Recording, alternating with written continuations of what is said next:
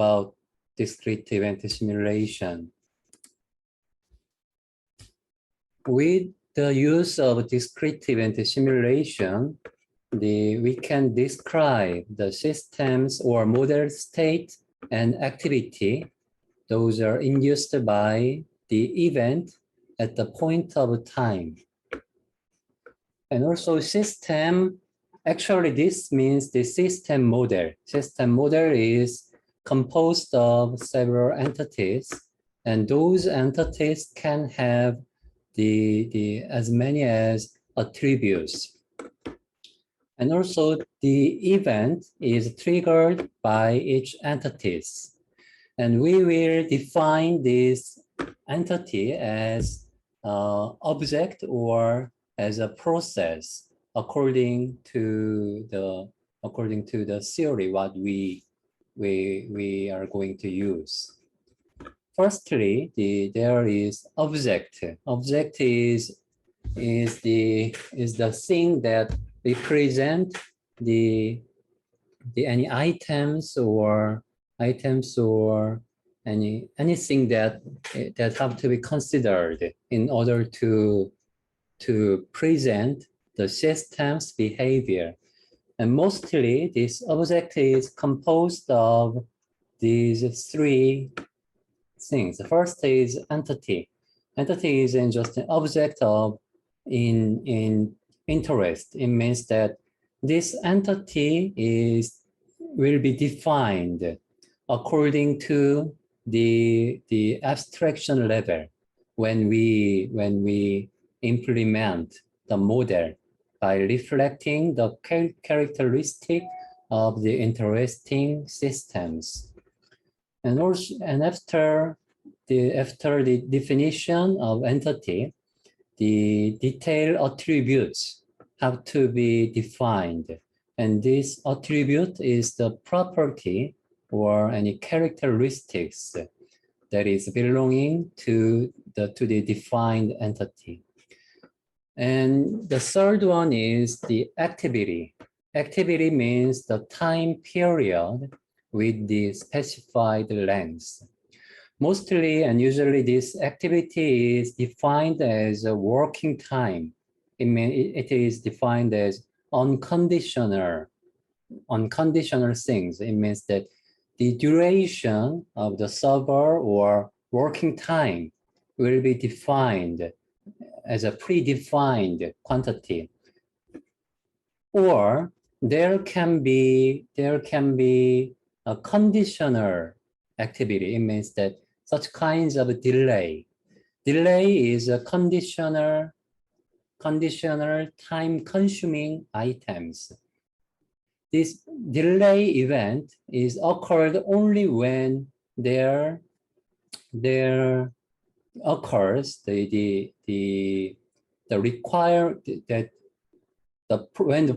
the entity require any kinds of resource and the resource is not sufficient. At the times, the delay can be occurred.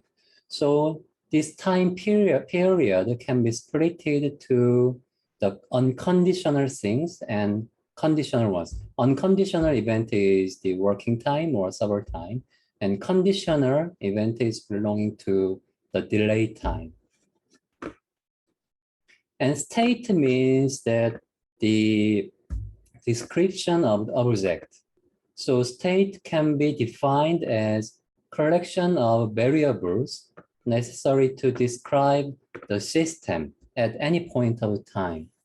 In case of bank example, number of the busy workers, tellers means workers, number of busy workers or number of customers or clients, and also arrival time of next customer.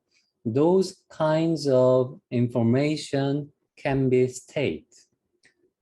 And as this, along this definition, this state will be varying according to the interaction between each object.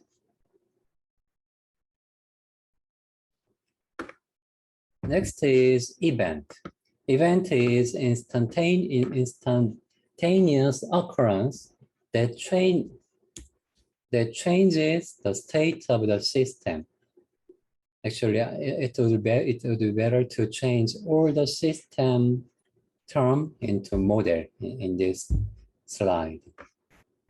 So this event occurs the change of the state that describe the status of each object. And next is we are going to review about description of activities and events. There can be two kinds of property. First is endogenous activity and endogenous events. Endogenous means that some internal things. If we deal the activity that have endogenous property, that activity is dealt inside of the system. So the example of this endogenous activity is the arrival of the completion of service. Because this completion of service is dependent on the state or property of the server, such kinds of working time. Whereas exogenous means that the activities or events that is belonging to the outside of the model. It means it is called as environment. And the example of this exogenous activity is the arrival of customers, because you can see here the diagram. If we are going to analyze these kinds of model, and there will be customers. Those are arriving into the system according to the inter-arrival time. And this inter-arrival time of each incoming customer is belonging to the environment. And this environment exists outside of the model we are going to analyze. So this is the exogenous properties.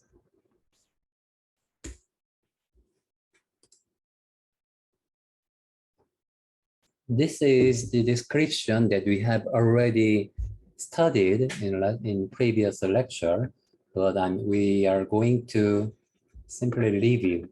The system is a collection of entities that interact together over time, and this system is more close to physical or real aspect.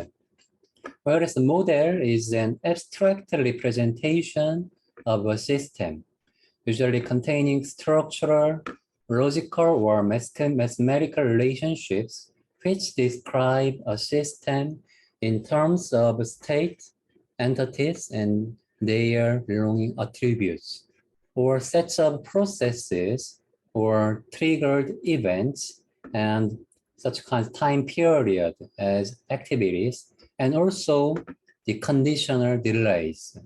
So when we design and when we implement our simulation model, actually we have to consider those kinds of items, state, entity, and those attributes, also the process that will cover this entity, and the events.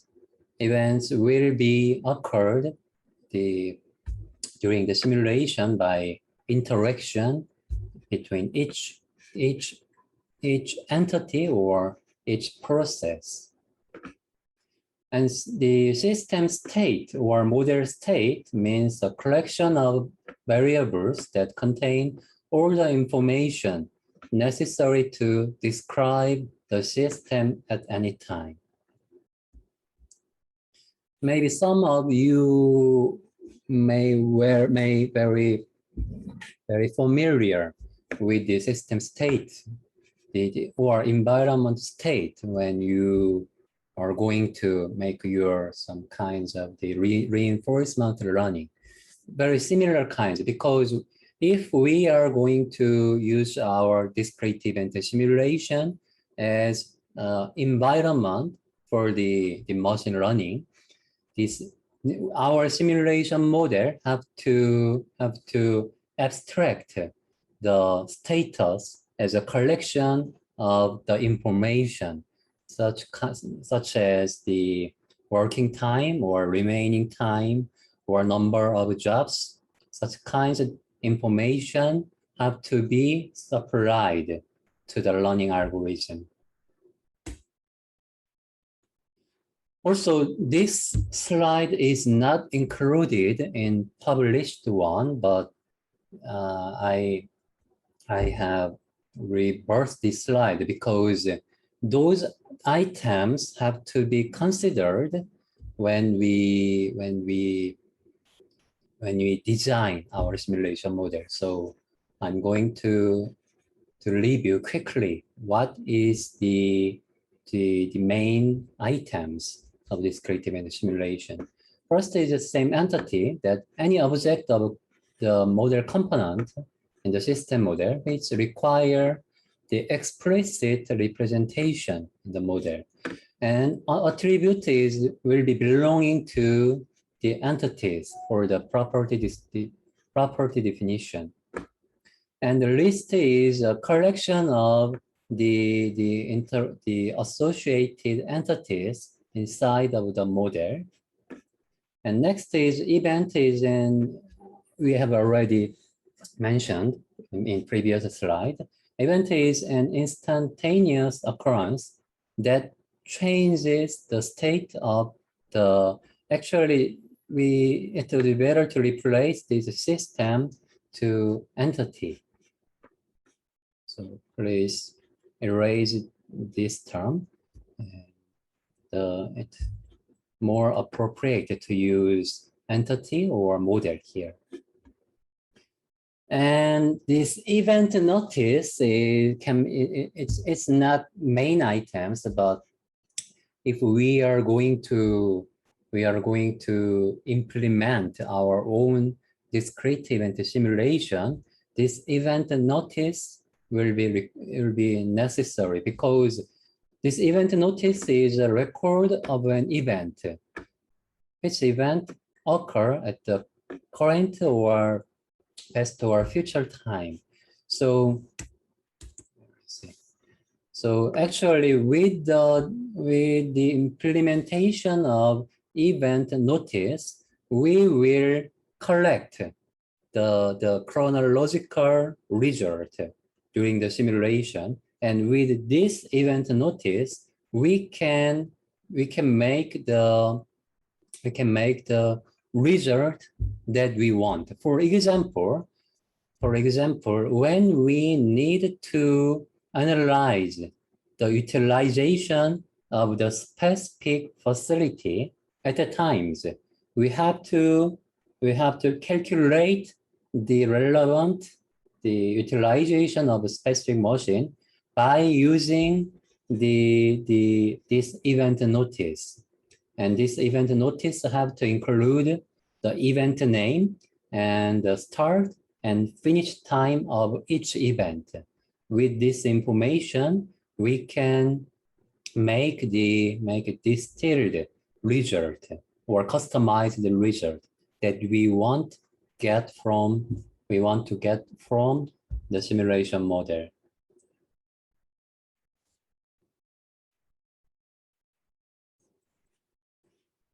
And event list, it is a more appropriate to call future event list. And this event list store all the available future events.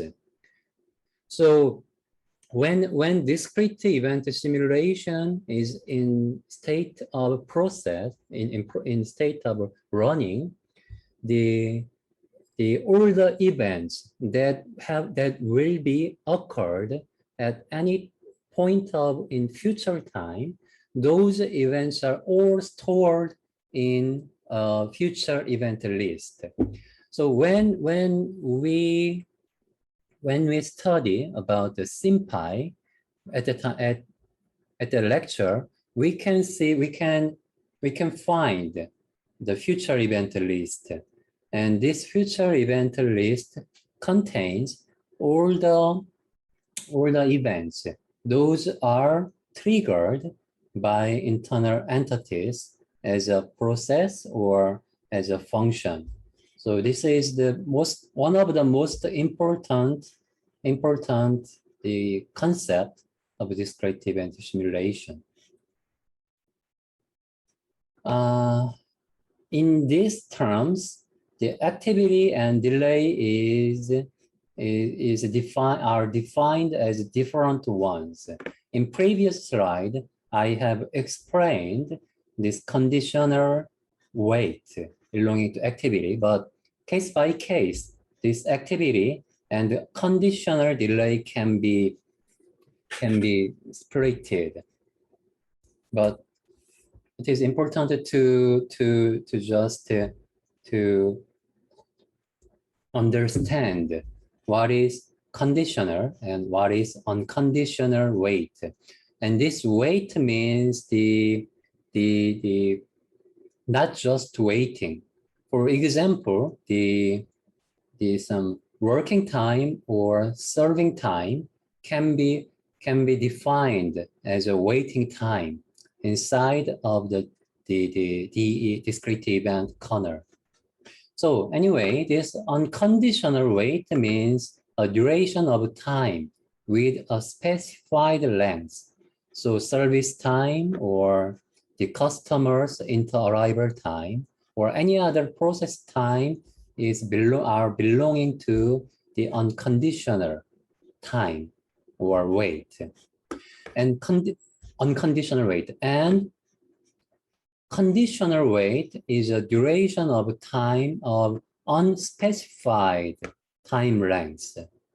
So the delay is dependent on the interaction of each entity. So we do not know before the running of the simulation how long it will be delayed. So we have to consider the difference between the unconditional and conditional time. And very basically, there exists a clock. Actually, according to the definition of the theory that we will use, this clock may have different kinds of mechanism. But at any kinds of mechanism, this clock is required to make a simulation model to run. So, okay, go to next slide. Okay, we will use a dynamic model, not static model. So we need to represent the progress of time in terms of these three fundamental approaches. So we will review how each approaches is being run in the simulation. There is three approaches. First one is fixed increment time advanced approach. When we use this approach, initially clock is set to 0 and clock is incremented by a fixed amount of time. That amount have to be defined before the starting of the simulation. And with each increment of time, list of events is checked only in this incremented time. And in this approach is very easy to implement because we do not need to implement such a complex future event list or any dynamic things. But only we need to define the fixed time increment. So this is comparatively easy to implement. However, this approach is not the economical efficient, especially if time between each event is being large. It means that if the increment is too long, at that case, some events cannot be identified. It means that it's just it can be skipped. That leads to the very fundamental error of the model. Or whereas if the time between events is too small, it means that this increments of time is too small, that simulation running will require too much time to get the result. So let's see how it is being shown.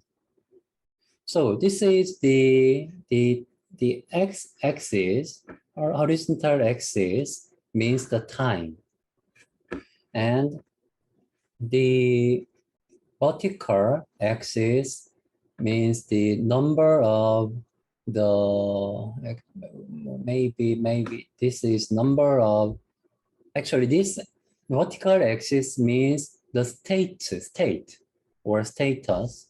In this example, it is the number of customer. So make the simulation start at time 2, and generation of first customer's arrival at time 2.6. So this simulation is started at time 2. Maybe internally this time 2 will be set to 0 in the corner. Anyway, at our time axis, the simulation is started at time 2. And this time 2, the discrete event corner check the event, whether there exists events or not. So first arrival is stored as 2.6, so there is no action. And go to, because this is the fixed amount of increment, fixed increment of time, that increment of time, that increment time is 0.1. So the next time step is 2.1. And also at this time, the kernel checked the events, but still the next event is 2.6. So there is no action. In this manner, it's going to 2.2, 2.3, 4, 5, 6. And this 0.6, there occurs first arrival. Please note that in this example, there is no meaning of the number of this vertical axis. It just means the first customer is arrived at the system.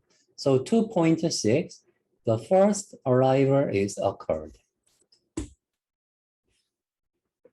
And at this point, this kernel calculate the server or service time. And actually this time is 2.6, and the attribute of the relevant server may have to 1.4 as a service time. So this kernel stores the service end time as 4. And also, it's not calculated, it stores the next arrival at time 3.5. So these two events is being stored inside of the kernel. So next, the time step goes to step by step as time increment the point 1. So it is still progress without action until the first comes event. That is the second arrival. That is scheduled at time 3.5. So at this time, second arrival is being occurred and calculate next arrival, etc. So as this manner, the fixed amount of time kernel is being processed. So this approach is comparatively easier to implement compared with the following ones. However, as you have seen this progress of the time advance, this simulation running is not efficient, especially if time between events is too long or too short. So potentially, many times of check or many times of scans have to be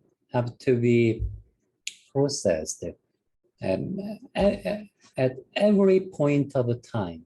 So it's not efficient one. So next is the event time advance approach.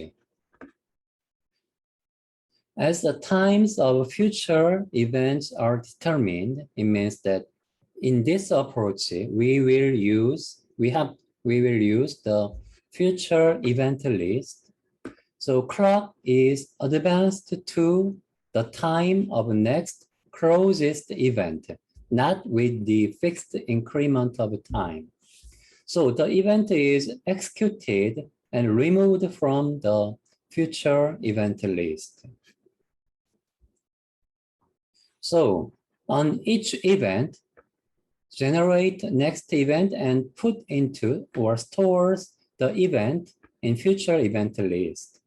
And sometimes the sorting of the events list may be required if we have to reflect such kinds of routing logic or any kinds of the behavioral logic for the implementation.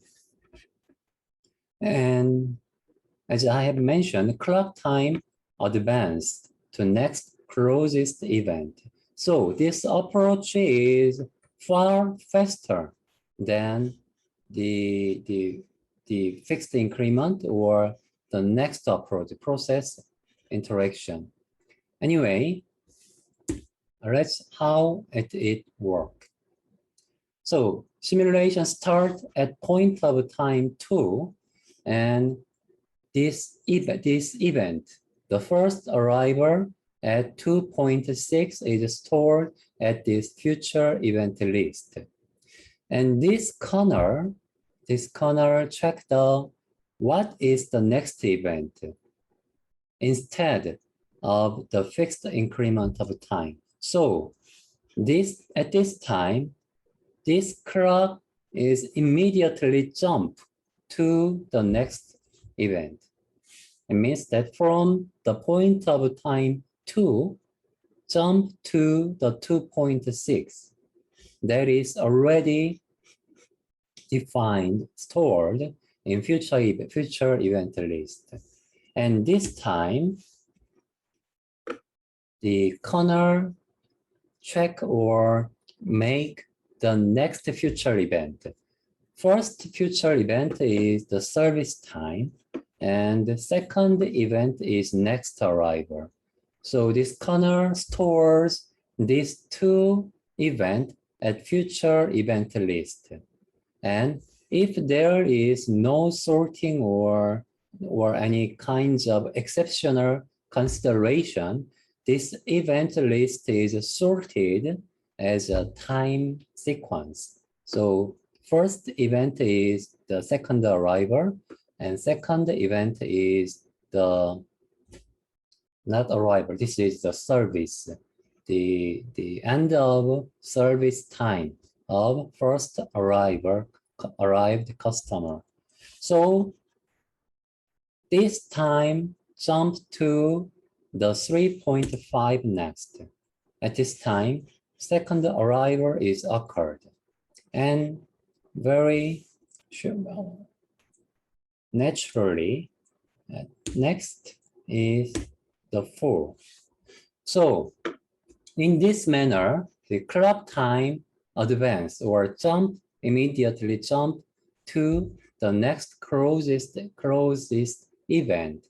So this is faster than any other approaches compared with the fixed amount approach or the nextly described approach, process or activity oriented.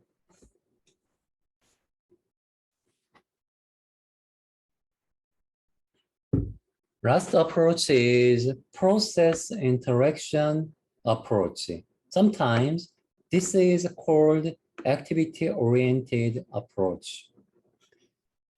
It's actually, fundamentally, this approach is the variance of next time event time advance, because the difference between these two approaches is the level of abstraction. It means that in case of next event time advance, there is no process or the module. Yes. If we think about the software development, and I can suggest this similar metaphor. For example, the comparison between the normal C language and C++ language. It means that this next event time advanced approach is more close to traditional language, C language.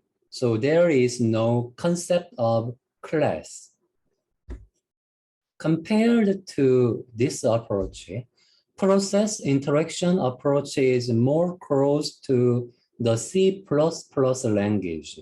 It means that in case of process interaction approach, the object those are defined in the model will be implemented as a kinds of class in the implementation phase.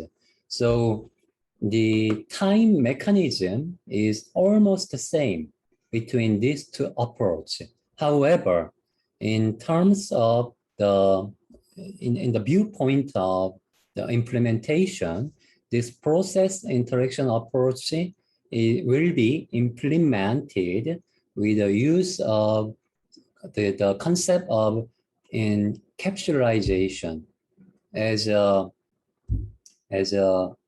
class or as a process.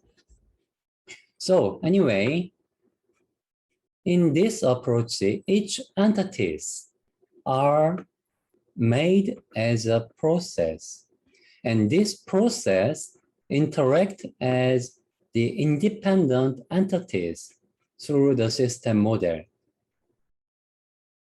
So in this manner, in this approach, the kinds of the constraint with a finite resource capacity, or constraint with kinds of a sequence. It means that the working order, those kinds of constraints can be easily implemented with this approach. Because in this approach, each process communicate with each other.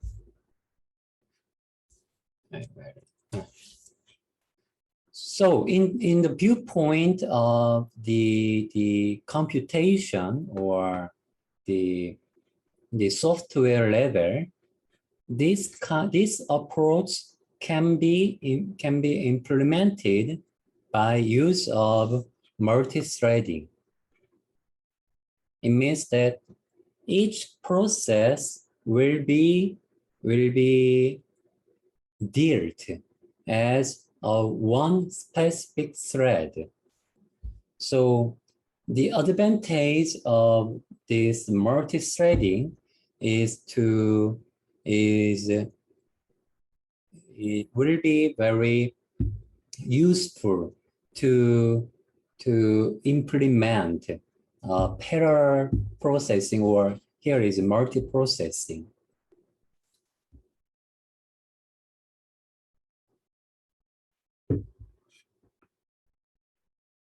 So here this term, easier to maintain in the end. It means that actually this approach is at initial phase, it will be a little bit difficult to implement compared to the previous, even the time advanced approach, because we have to design in terms of object-oriented approach. Also, we have to use the concept of class, but in the end, this type of implementation will be more easier to maintain and easier to make each process as an independent module. So it make a more convenient reuse of each module as a process. So finally, this is the appropriate ones to implement our discrete event simulation. Okay, before the explanation of the mechanism, we have to define the process. So in this case, first we are going to define the arrival process for customers. For customer is the ones that is belonging to entity, and this entity is modeled as arrival process. And this arrival process can be implemented as infinite loop by use of such kinds of the for statement in the language. And next process is clock. Here, the clock means that the server or machine or person, so any kinds of things, an entity that will work for the certification of the customer. Very similar with the arrival process, this server process can have infinite loop that respond to each arriving the customers. So let's see how it is working. So in this case, instead of the explicit future event list, the independent process is located here. The process is defined like this. But you have to note, there also exists future event list inside of this corner. But that future event list is not explicitly shown just in the slide. So the same manner, the simulation starts at point of time 2 and jump to the 2.6 according to the activity of the process, arrival process. And this process add the customer to the queue. Queue is the belonging to the server, actually waiting area.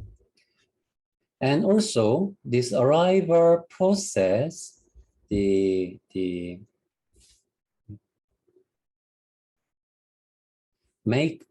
define a next arrival event at point of time 3.5.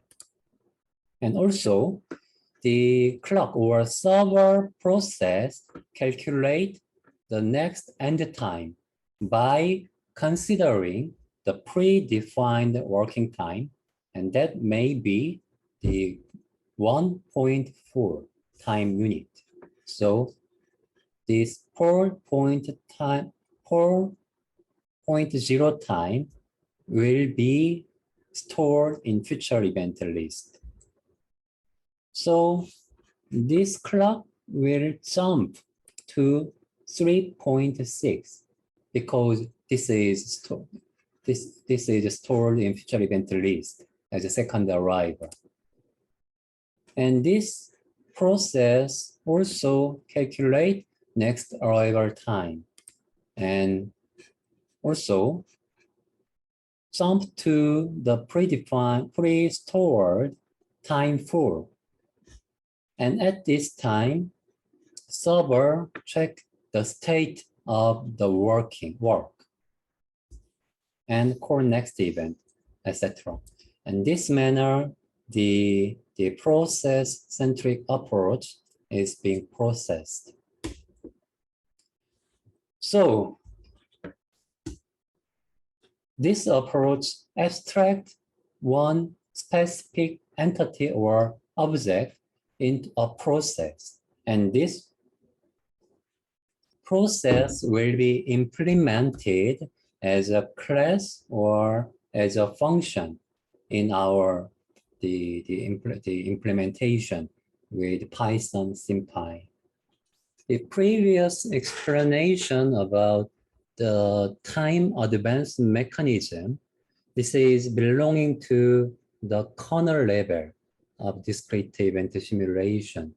But in most cases, we do not need to implement that kinds of time advances, because if we use we can use commercial software, or we can use the open source to implement the model, the realization. So there is a 3 way to make a discrete event simulation. First one is to use special purpose simulation software. This is the belonging to commercial ones, or it is the development from the scratch level. In this case, we have to fully understand the time advances or how to code in order to implement the future event list. So sometimes if you are very real expert of the software language, at the case you can implement your own simulation kernel, but mostly this takes too much time to implement the kernel level, the software, or also it may be very hard to debug when the result, or if there occurs some kinds of errors. Also, it is important to make our clients to be convinced with our implementation. But that is very difficult. So mostly we can use the commercial software or we can use the open source software.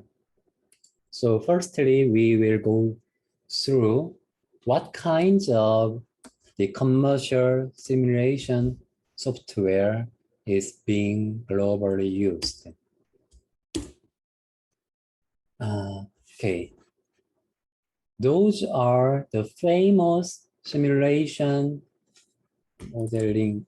Actually, this is more close to software, simulation software. Maybe most of you do not know the witness.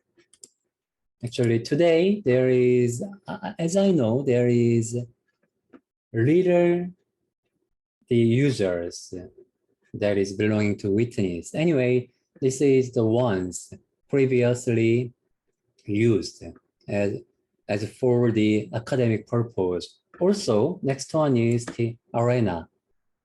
And actually, the arena is very well-known ones, especially in the Department of Industrial Engineering. And this arena success, have very big success in academic area. And also, these four software, AutoMode, ProModel, Quest, or increment, actually, this is now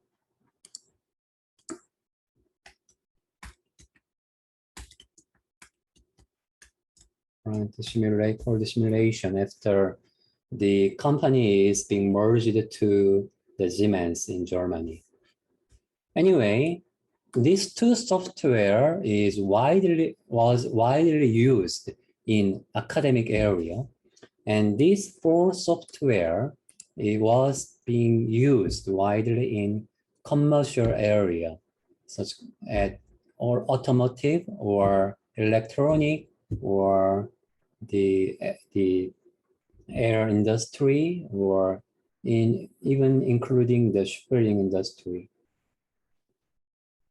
If you want to know more detail about or the other kinds of simulation software, you can go to this address. This address is shown like this. There exists so many commercial software that is not described in this slide. You can see here plant simulation. Actually, plant simulation had big success in Korea because most manufacturing companies are using the plant simulation, but no, I'm not going to mention about the pro and cons of pro. Anyway, this is fact that this software is currently used by most manufacturing companies in Korea. And also at this page, you can see the various kinds of open source. There are so many open sources being supplied. You can see here SimPy that we will use in this class. This SimPy was developed and a certain research center at MIT. And you can see here, SimPy is a process-based DS framework based on standard Python language. Anyway, this page is the ones that I have described about 20 years ago when I was belonging to the consulting firms. So you can see some characteristics of each the software here. The available approach is this third one. It means that the use of the open source kernel. And also this kinds of approach is more close to the fundamental of the engineers. So we have seen the open source here, but though among these various kinds of open source, most famous the open source is these three. In case of Java language, is there? This is not present here anyway. The Java theme package is very famous for the Java language software. And also in case of C++ developer, the Omnet++ pack, the open source is very famous. And lastly, for the Python developer, the SymPy is the most famous ones. So this SymPy is the target, the kernel library of this class. And the reason why I use this SymPy is because the Python is a scripting language. So it is very easy. Also, with this property of scripting language, or Python have also the concept of object-oriented aspect. And Python is free, as all of you have already known. And also it is very easy, even regard to the beginner of the software. Also, this is the process-oriented approach. So easier to implement, and also provide proven event manager. We will see this aspect of this open source, because this open source provide us to already proven environment that we can use.